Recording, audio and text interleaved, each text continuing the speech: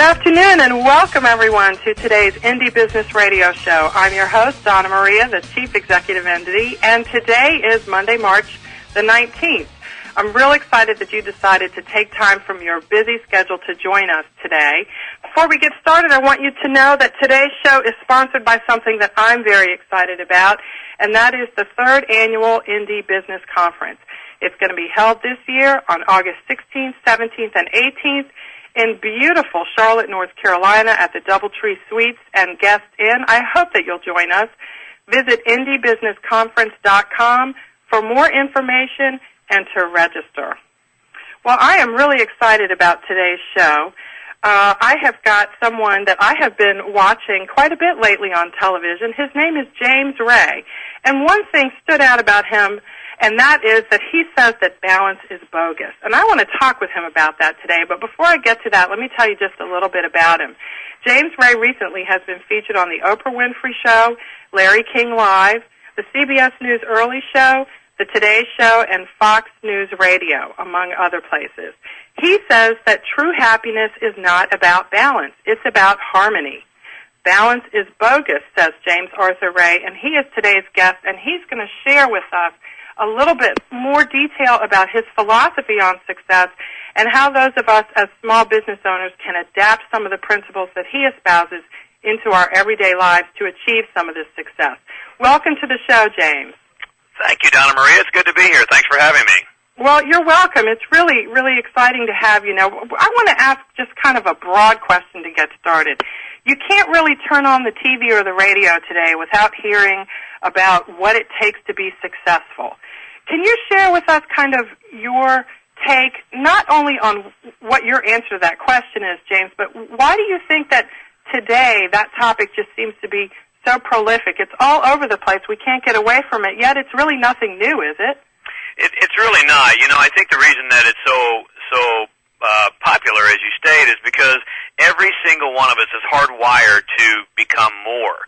We are spiritual beings having a physical experience, and spirit or energy, if you will, has only one objective. That's fuller expression and expansion. You know, I've never met one individual, Donna Marie, who gets up in the morning and says, I want to be less today. Mm-hmm.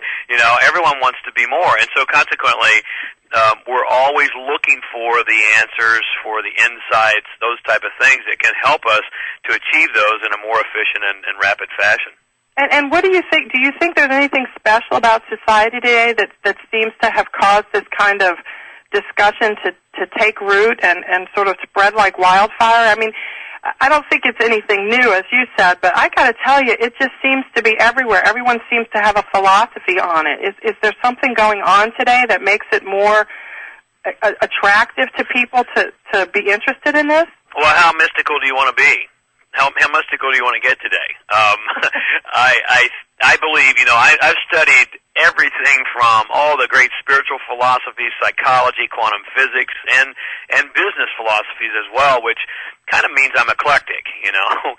And, you know, one of the things that the ancient spiritual philosophies tell us is that there's this window of time, you know, the Hopis, the Mayans, the mystical Christians, the Hindus, all of them have told us that there's this window of time between 2000 and 2012, which would be a rapid expansion of the consciousness of mankind. And I happen to believe that, and in an answer to your question, I think that's what's happening. I think people are waking up, and they're realizing that they have a lot more power and capability than they used to believe they had, and they're wanting to know how to tap into that. So if that's so, then we're about halfway through that time frame. How are we doing? I think we're doing famously well. You know, obviously you mentioned The Secret. I'm the movie that I was in, and my book, The Science of Success, is a bestseller. Movies like What the Bleep Do We Know, or people are paying attention. You know, I really believe we're doing extremely well. Now, that being said, it doesn't mean that everything is rosy-posy. You know, for anything new to live, something first must die or go away. And so what we're in is in a birthing process right now of moving into a higher level of understanding and application, and sometimes that's uncomfortable.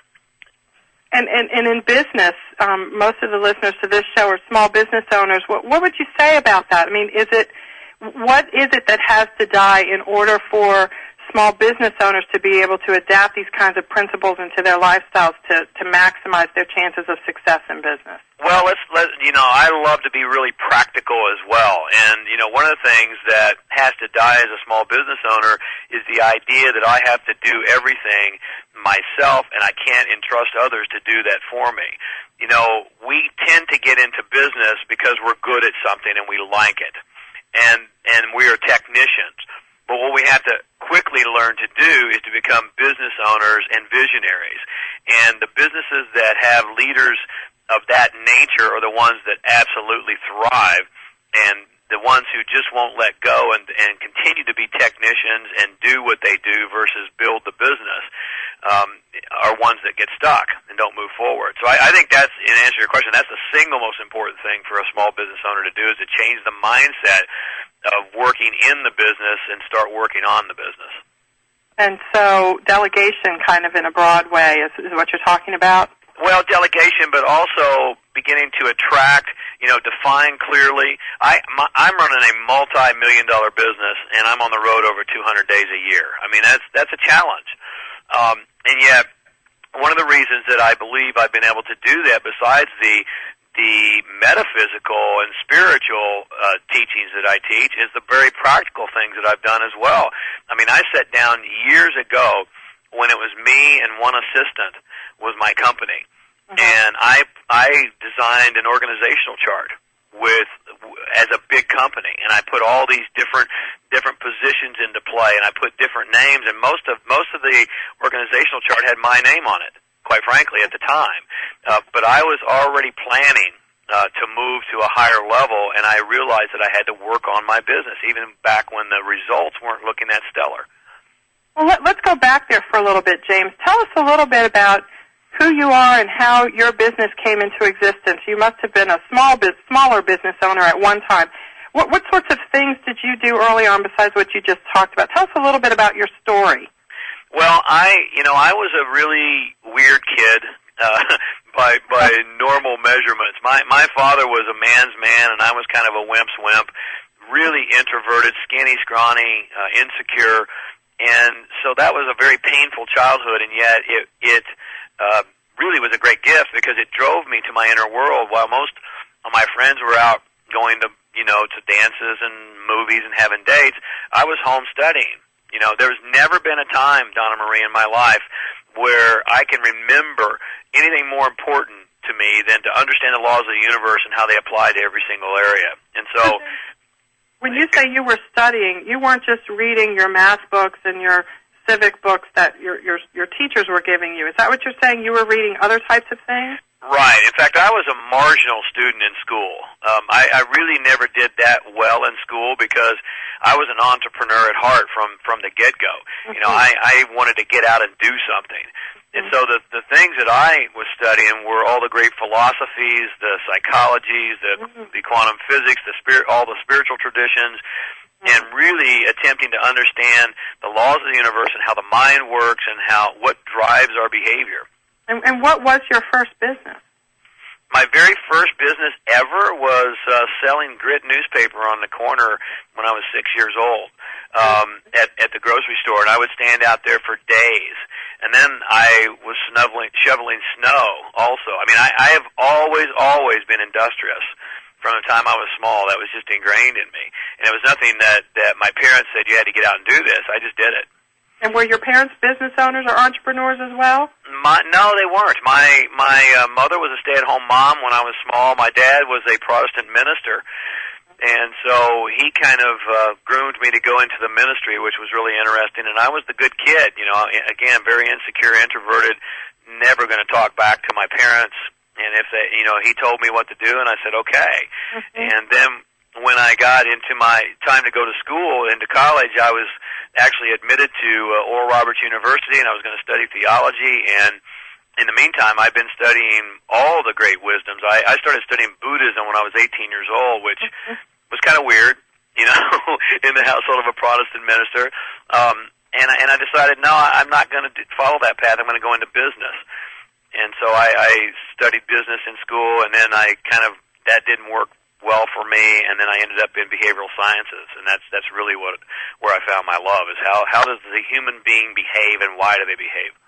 And out of that, of course, is born James Ray International, and here we are today. Well, not quite. I was with AT&T for a myriad of years. I was a salesperson for them there, very, very successful, and then they asked me to become a national sales trainer for them, and when I got in front of the room, I was like, wow. This is magic. This is kind of where I'm meant to be. And then I went to AT&T School of Business and was in charge of all management training, and finally left in '92 and started my own business. So what was your transition from traditional work to being a full-time entrepreneur? What was that like? Was that a challenge? Was it something you were ready for? Did you do both for a while at one time to kind of get your feet wet? How did you make that transition? No, I made the leap.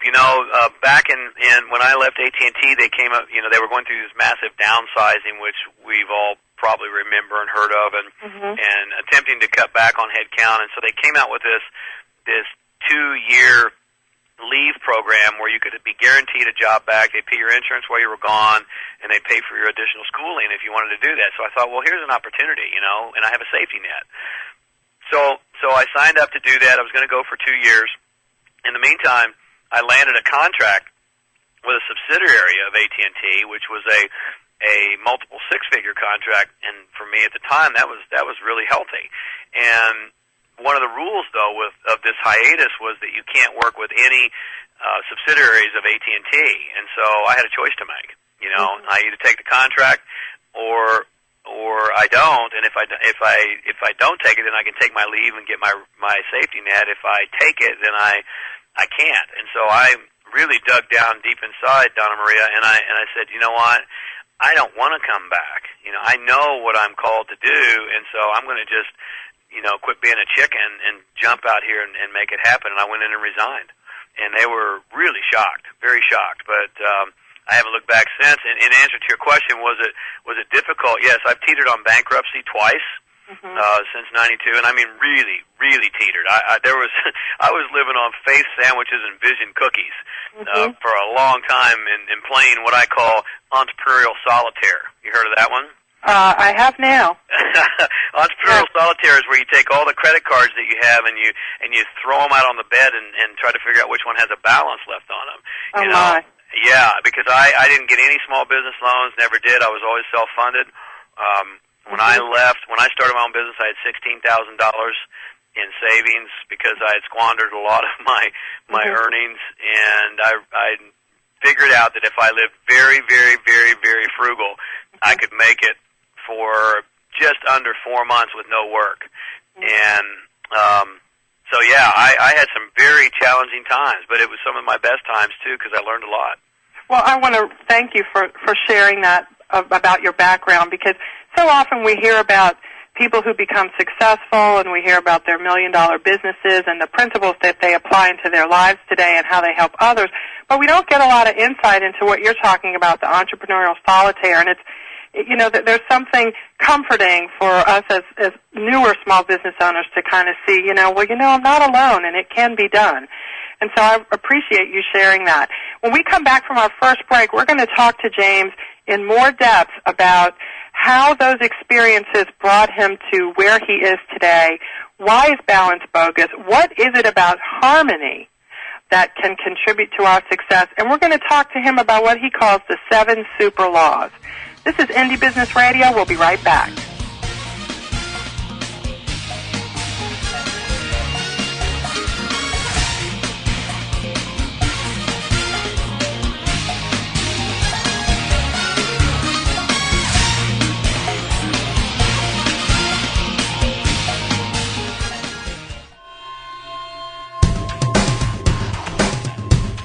Why is everyone listening to GlobalTalkRadio.com? Because it's the future of talk radio. Every day, more and more people are finding Internet radio as not just an alternative media, but as a replacement to traditional AM and FM broadcast stations. Internet radio offers a wider variety of programs, convenient on-demand listening that meets your schedule, and fewer commercial interruptions. And GlobalTalkRadio.com is already leading the way by matching this content with a highly targeted Internet audience. GlobalTalkRadio.com offers its listeners one of the widest programming varieties on the Internet, from business and finance to self-improvement, paranormal, health, literature, romance, politics, and more. There are also opportunities for prospective hosts who would like to host their own weekly or one-time talk shows. Want to learn more? Check us out at www.globaltalkradio.com and see the future of talk radio today.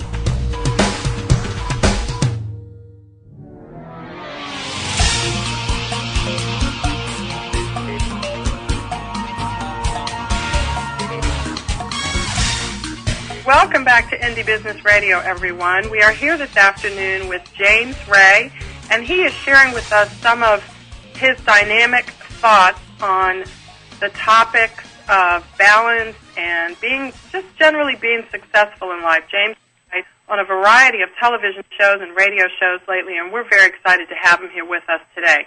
James, you say that balance is bogus. It's like a buzzword today. I think there's even magazines called Balance these days, and everyone talks about how you have to have balance in order to be successful.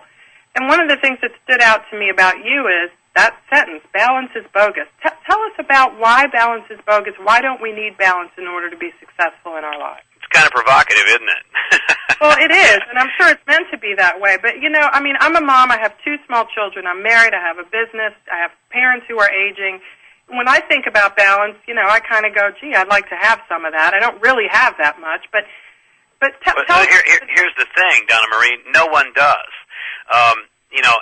I used to teach balance, and I wasn't balanced, and I felt really incongruent. I mean, all these people who are running around talking about and preaching balance are not one of them balanced.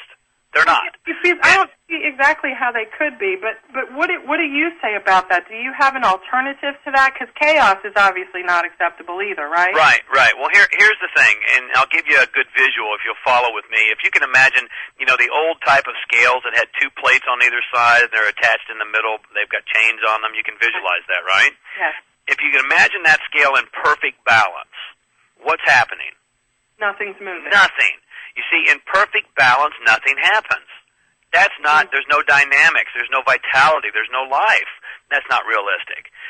What I suggest is that we must have a state of harmony, and I've coined and trademarked now what I call harmonic wealth. Okay. And if you look at harmony, it's not just semantics. And a great example is this. If you pay attention to an orchestra, they're not in balance, they're in harmony.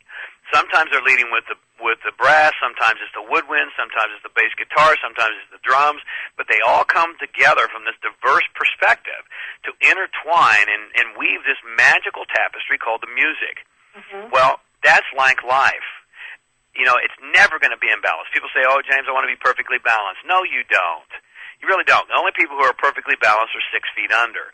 Harmony, on the other hand, is absolutely achievable, and you must, to truly be wealthy, you need to have harmony in the 5 key areas of your life: financial, relational, intellectual, physical, and spiritual. And when those are in harmony, not in balance, they're not ever going to be. Sometimes you're going to be leading with your business and your finances. Sometimes you're leading with your health and fitness. Sometimes you're leading with your relationships. But there's this dynamic dance back and forth, and as long as you're giving energy to each of those 5 areas, not equally, but you're giving energy to each of those 5 areas, then you're going to be truly wealthy. And let me talk about wealth for a minute as well, because a lot of people think wealth means money. I've coined the term harmonic wealth, and people say, well, so you're teaching people how to make money. Well, not necessarily. I mean, you can go after the money and get rich. Mm-hmm. Doesn't mean you'll be wealthy. If you trace the root of the word wealth back to its origins, it really means well-being. Okay. And so this harmonic wealth is this harmonic state of well-being in the 5 key areas of your life: financial, relational, intellectual, physical, spiritual. And I guarantee you, that's what we all really, really want. As business owners and non-business owners, that's what we really want. Well, is financial in your list of 5 things? Is that first for a reason? No. Okay. No, other than it just makes a good acronym that means nothing: FRIPS, financial, relational, intellectual, physical, right. Spiritual, which makes it easier for people to remember. It's not there it's not any more important than the rest of them, but as important. And so when I look at those 5 things, I see that many of them require some sort of financial input in order to achieve them. In other words, intellectual, for example, if you want to better yourself intellectually by going to college or becoming well-read, you need to have some financial input in order to do that. Bingo. And even spiritual. And this is a real hot button for a lot of people, but many of us have been conditioned to believe that it's not, quote, spiritual to want a large amount of green energy, what I call green energy, since everything in the universe is energy or money, and yet that's ridiculous, because you can't grow spiritually to your full capability without a certain amount of money in this world. You can't study the masters, you can't, go to the other cultures, you can't sample, the events and seminars, all those kinds of things that are going to cause you to expand and grow intellectually and spiritually are going to take a certain amount of green energy or money. Green energy. It's interesting that you brought that up. By the way, I want to invite you listeners to join us today at 800-773-0355. Do call your question or comment in to James Ray. James, it's interesting that you mentioned that because not too long ago, the front cover of Time magazine featured a story that was called, "Does God Want You to Be Rich?" Yes. Remember that? Yeah. And it was quite an in-depth story. I can't remember the name of the preacher that it focused on. There was a couple of them, actually. Yeah, there's a few of them. Joseph Osteen, I think his name is. Osteen, yeah, that's him. Yeah, so I love that you mentioned that because you're talking about these 5 things, and one of them is spiritual. When that provocative cover came out, of course, I was very interested in that. And what you're saying is that in society we have kind of minimized financial issues in favor of the spiritual, or? Well, I think what we've done is suppressed it, because if you talk to any single individual and they're being very honest, they want more money. In fact, surveys prove to us of what the things most people want more of is money is number 1, a new job is number 2, a better relationship is number 3, health is number 4, which is really kind of backwards as I look at it, because if you're not healthy, you can have all the money in the world and you're not going to enjoy it. Well, do you think people sometimes think that they have to have a certain amount, reach a certain financial level in order to be healthy? Let me give you an example. In order to be healthy, we're told we have to eat organic. When I go to the grocery store, that organic peach costs 50 or 75 cents more than the regular one. Right. So it's almost like the message that's being sent is, you need to be healthy and study yoga and all this other kind of stuff. And that all costs money. It does. It does, and that's why money is important in today's society. But again, it's 1/5 of the equation. If you have all the money in the world and you don't have your health and you don't have your spiritual connection, you don't have relationships, then you're not truly wealthy. And that's, you're not successful either. We started off this conversation talking about, quote, success. And, I don't know that I ever answered your question, but what is success? Well, success is choosing a destination of your own choosing, and the moment you step in that direction, you're already successful. Okay. You see, it's more noble to imperfectly pursue your own goals and dreams than to perfectly pursue someone else's. But it is going to take money, and so we have to understand that money is a part of it. And what we've been spiritually conditioned to believe in many cases is that it's wrong, evil, sinful, carnal to want a certain amount of green energy. Well, that's faulty logic. If you look at the Judeo-Christian Islamic traditions, all 3 of them use the Old Testament. In the creative story, in Genesis, the Creator stepped back on the 7th day and looked at His handiwork and said it all was good. All of it. And so it all comes from the same source. Where is God not? It's all the same substance, whether you look at science or whether you look at spiritual traditions. Spiritual traditions say everything comes from God. Science says everything comes from the zero-point field. It's all a field of energy and a rate of vibration. And so anytime you damn any part of creation, you're literally damning God because it's all the same stuff. So let's talk about this financial thing from a small business owner's perspective. I've worked with many small business owners. To give you an example that you've probably seen as well, you see some products that you can buy on the shelf that say things like, we're not interested in profits, we don't spend a lot on packaging, we just focus on what's inside the box, and we're not really concerned about being mega profitable. That kind of message I see out there on some packaging. Can you talk to business owners a little bit, directly about the importance of having the mindset that you're describing? Absolutely. There's really two approaches to take. And James, also, if you would, not being apologetic about it. Yeah, I mean, two approaches to take in your business. You either are looking for quantity or quality. Now, if you're looking to appeal to a mass quantity of people, then God bless you, you're going to have shorter margins, and you're going to have to sell a whole lot more to be profitable. Okay. And that's okay. There's a space for that. Look at Southwest Airlines, right? However, my approach has always been, and take it or leave it, this is what works for me. I want to be quality. So from day one, every single thing I put out was top box. Even, all the packaging, all the there are plenty of my peers who would put out recordings. They'd record something in their garage and put it out and say, hey, but there's great content here, so look past the fuzz in the soundtrack. Or they just put out a bunch of live stuff and you could hear a bunch of noise. I always paid whatever it took to get into the studio, make it right, make the packaging top box, and I put forth an image into the market even when I couldn't physically afford it by appearances that I was the high priced item. I was the high investment item, and guess what? That's what I became. This goes back to the laws that I teach you. What you think, feel, and act upon consistently is what you're going to become. Most of us tend to look at our current state of affairs in business and in life, and we look at our current bank account and we say, I can't afford it. Well, check this. The results you have today are not who you are. The results you have today are the direct outcome of the decisions and the actions of yesterday. You follow that? Yeah, definitely. And so we're in this residual, if you will, of our past thoughts, feelings, and actions. When we look at our current P&L or our current bank account, that's not who you are. That's who you were. And if you continue to define yourself by who you were, you'll continue to get more of who you were. One of the greatest lessons I ever learned in my business, Donna Maria, and also in life, is that you've got to make decisions based upon where you're going versus where you are. And that's frightening sometimes. And what you're saying seems very logical, and it makes perfect sense. Why do you think it is that people seem to need to be taught this kind of thing? Well, because we judge by appearances. The sensory factors are very seductive, and it's really easy to look at appearances and say, I can't afford this, or to look at appearances and say, I'm sick and broke, or whatever. But you see, appearances only tell a very small portion of the story.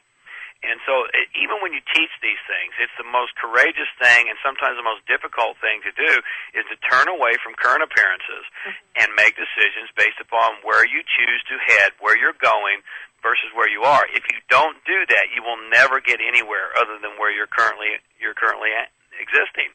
You'll continue to create more of the same. One word comes to my mind when I hear you say that, and that is the word faith. And faith, F-A-I-T-H. And I say that because what you're describing is kind of like what we're programmed to do, is look around. If you live in poverty, you are in poverty, therefore you must be destined for poverty. Right. So let me give you a quick example. I was going to put out my very first learning system is called The Science of Success. Okay. And this was back in the late 90s. And I was in dire straits financially by appearances. And I had this program within me, this wisdom within me, and I knew it was good. And so I said, at the current time, I had a CPA as a partner in a business, and CPAs think differently than I do, And it was going to cost me $35,000 to produce this audio program.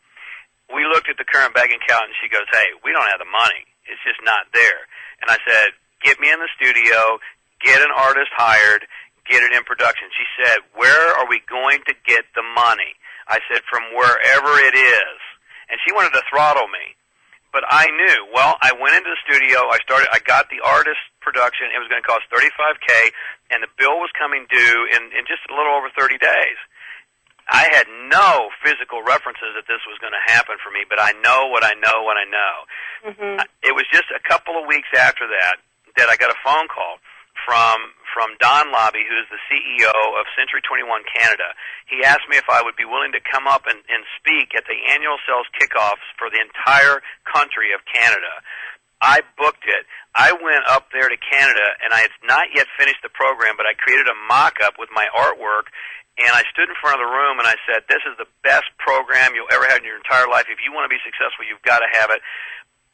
Bottom line, I sold $40,000 worth of that program on that run across Canada. When the bills came due, I paid the bill, plus I had $5,000 in my pocket. Now, here's the thing. If I had looked at current state of affairs and made my decisions based upon we don't have the money, I would have never, ever made that $40,000. You would have never done it, yeah. No. So it's back to what you said in the very beginning of our show today about your mindset. Right. It's almost like a reprogramming that you're talking about, because, we teach our children, pay attention, look both ways before you cross the street, what's in front of you is reality, dragons are not real. And then as we train them, we have to teach them to look past what they can see. Right. It's the most difficult and the most rewarding thing you'll ever do, and this is the balance of my work now. I used to train a lot of skills. As I told you, I was a national sales trainer. I was a management trainer. I know business skills and organization. But what I recognized, Donna Maria, is that as I used to stand in front of the room and give all these great skills, a portion of the room would go out and apply them. Most of them would do the same old thing they'd always done. And it used to frustrate me until I realized that success is not about skills. It really isn't. It doesn't mean that you don't have skills, but that's not the fundamental answer to success in life. Success is a mindset. And so the balance of my work now, the major thrust of my work is helping people reprogram, as you mentioned, those internal blueprints, those minimized programs that are inside of us unconsciously that drive behavior, that keep us stuck, limiting beliefs, decisions, emotions, that keep us stuck and tell us what we can't do. When those are healed and released, we catapult forward in every area of our life. That's a great way to conclude our second segment, James. Thank you for that. We're going to come back in just a minute or so and follow up with James on some more information that he's going to share. I want you guys to feel free to visit his website at jamesray.com. There's lots of free information there. His store is just a panoply of different kinds of learning resources, books, tapes, downloads, and all kinds of things that you can get your hands on to implement some of this harmonic wealth that James is saying is really available to all of us. This is Indie Business Radio. Your host, Donna Maria, with James Ray. We'll be right back.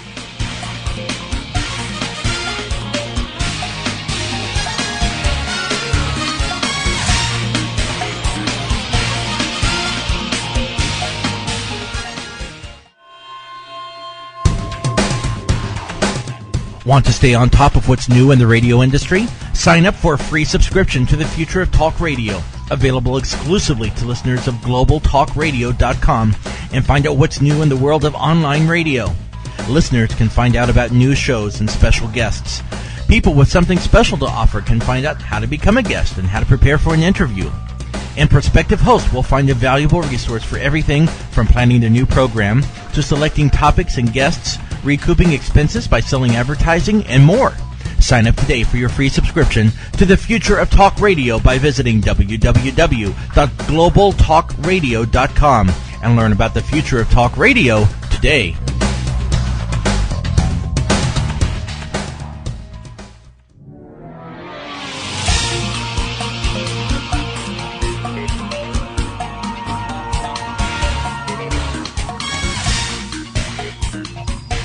Welcome back to Indie Business Radio. We're here this afternoon with James Ray, author of Practical Spirituality. You can visit his website at jamesray.com to get some more information about his books and even his Harmonic Wealth Weekend, which is a journey to mastering relationships, finances, health, business, and your spiritual life.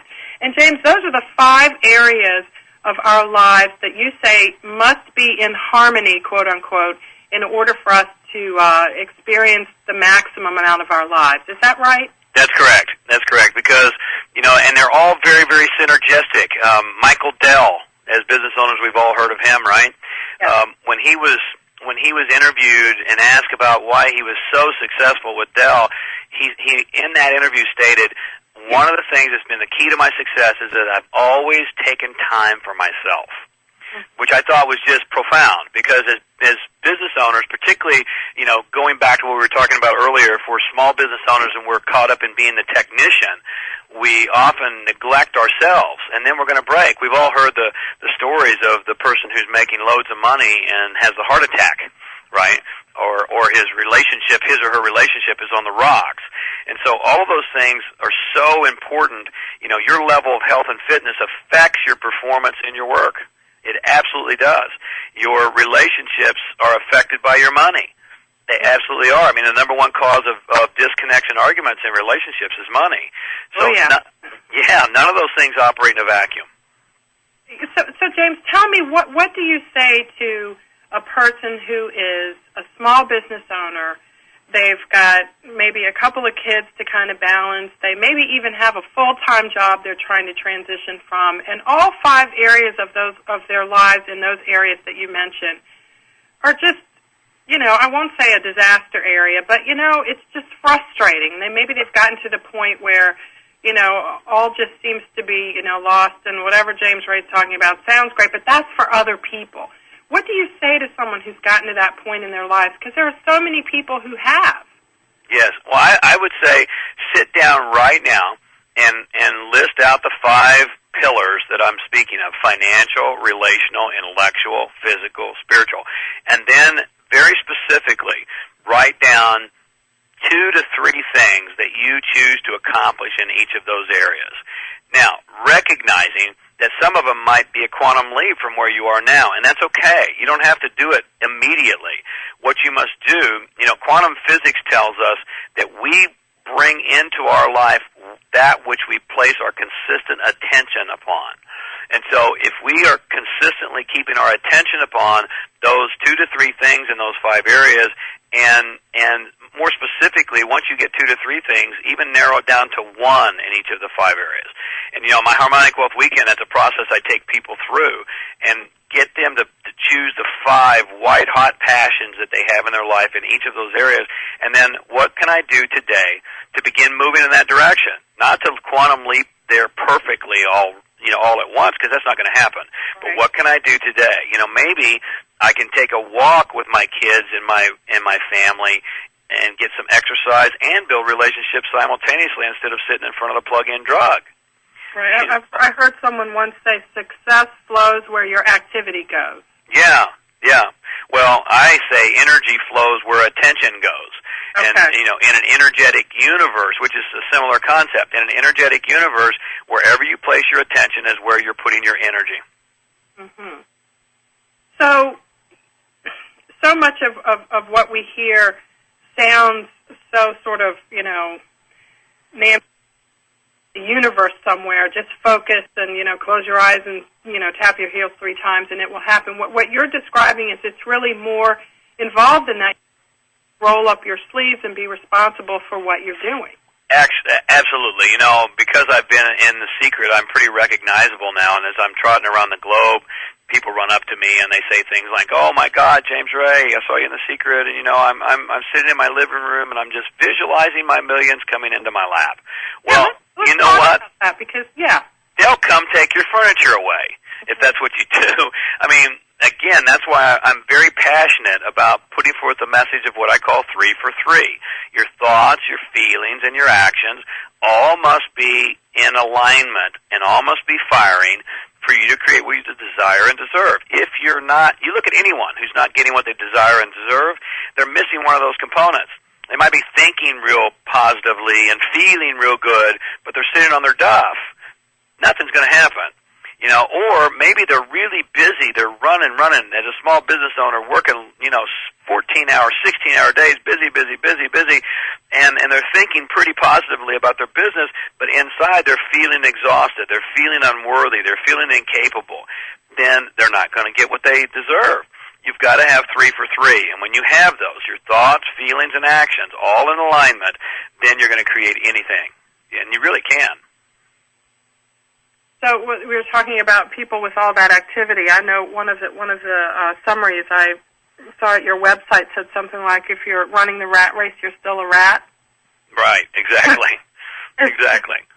Well, you know, it's interesting. Thoughts, feelings, and actions, and now they obviously don't have to be perfectly balanced either. You're talking about incorporating all of them to reach some of these specific goals that you have. Correct. Yes, and again, sometimes people listening to me and I teach these concepts and they think I'm perfect. Boy, James, I bet you never have a bad thought or a bad day. Well, of course I do, because I'm a human being, just like all of us. But what I have is less and less of those consistently.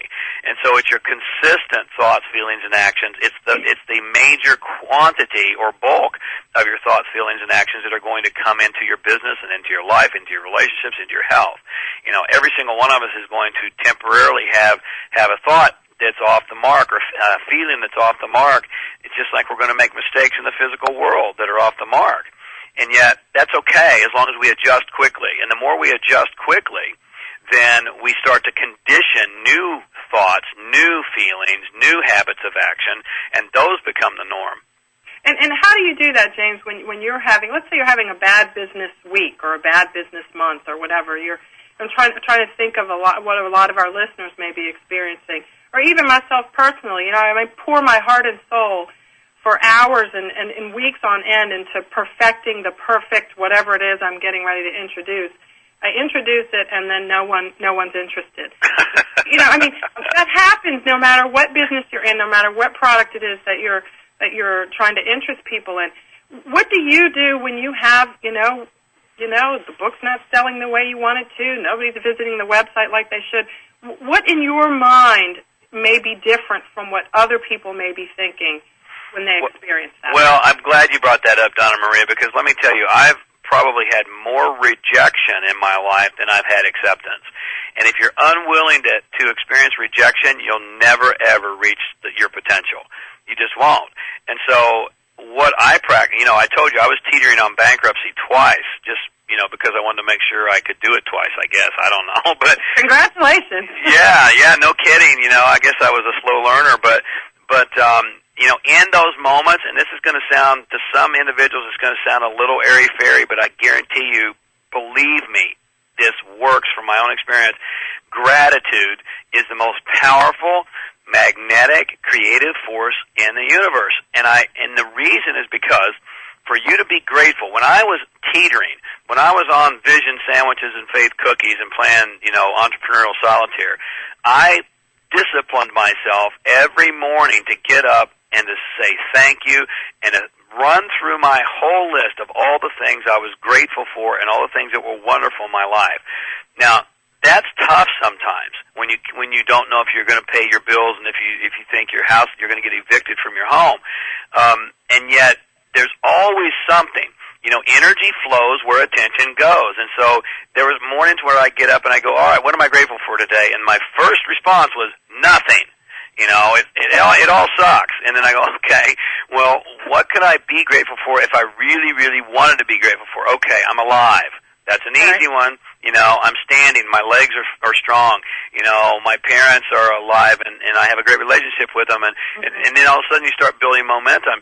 And what it does is it literally changes, and there's scientific evidence now, proved HeartMath Institute, the leading authority on heart and the vibration of the heart, has proven that when you have heart-based feelings that we would call positive, gratitude being one of those, love, appreciation, and joy, that it literally changes your physiological makeup. It affects your DNA, and it's now proven that it sends an energy field out into the world that is good to be around. I mean, people don't like to be around the grumps, and the despondent. But when someone is grateful, you want to help them. You want to be around them. They're a joy to be around. And so, simple as that sounds, practice it every day. First two words out of my mouth every single day, regardless of where I'm on the planet, are thank you. And then I start to run through all the wonderful things that I'm grateful for in my life, even in the midst of challenges. Now, it sounds like this kind of, the gratitude and some of the other things you're talking about, they have a spiritual foundation. Can you practice the kinds of principles in harmonic wealth regardless of what your religion is? And secondarily, can you do it even if you maybe haven't? Maybe say you're an agnostic. Are these principles that you can apply no matter who you are and what you believe? Absolutely, because they're really timeless truths. If there's almost 3 billion Christians on the planet, which means almost half the individuals on our planet right now profess to be Christian, and these are very much in alignment with those teachings. They're very much in alignment with Judaic thought, with Hindu, anything. Or if you're a total atheist, it doesn't matter, because it's all, if you want to come from a scientific perspective and totally forget about God and religion, you still these can be proven there as well. And that's why this is really an exciting time in our universe. It's a time where science and spirituality are realizing their sister studies. They're not in opposition, and the scientists now, quantum physicists, chaos theorists, biologists, are now proving what the mystics have told us since the beginning of time. So I'm a small business owner, and I'm going to go to jamesray.com. And other than the free things that I can download and listen to from the radio and TV shows that you've been on lately, what at your website, if I'm sort of in the position that we described a little bit earlier, all 5 areas are the pits, and I'm, not seeing much hope here, where do I go at your website? What tool would you say that I should start with? Well, beyond any doubt, without any exception, get to my Harmonic Wealth Weekend. Okay. It's 2 full days of completely immersing yourself in the things that make life easy and elegant. Because every tradition, including philosophy, science, and spirituality, has told us life is not meant to be a struggle. And if you're struggling in any way, shape, or fashion, it's because you've forgotten who you are. You're unplugged from your capabilities. And so that 2-day immersion will literally change your life. I've had people who have tripled their income in less than 3 months after coming to that weekend. They've met their dream mate. They've lost over 75 pounds in less than a year. I mean, whatever it is you're going after in your life, I can help you with that, and you have to be willing to make the investment. And these events now, they're all sellout. So please, if you're listening and you're interested, then get there and get signed up quickly, because they are selling out all across the country. And James, you're also working on the Harmonic Wealth book? Yes. Yeah, that's my next book that's going to be coming out. My agency is William Morris Agency, and I'm meeting with them and several of the major publishers in New York a week from today, actually. So we're putting that on the fast track. And your other books that we can get at your website, The Science of Success and Practical Spirituality, those are the ones that are available now? Correct. Great. Well, thank you so much for sharing your insights. I just want to leave everyone with the thought that what you said, energy flows where your attention goes. And thank you so much for sharing that, along with your Harmonic Wealth ideals. James, it's been a real pleasure to have you on the show. Everyone go to jamesray.com and check it out, and don't forget to look out for the Harmonic Wealth Weekend. There are several of them around the country. Find the one closest to you and check it out. Thanks a lot for joining us, James. My pleasure. Thanks for having me. Everyone, we're going to sign off for the week. I hope you're able to join us next week for another edition of Indie Business Radio. This is Donna Maria signing off. Have a wonderful week, guys.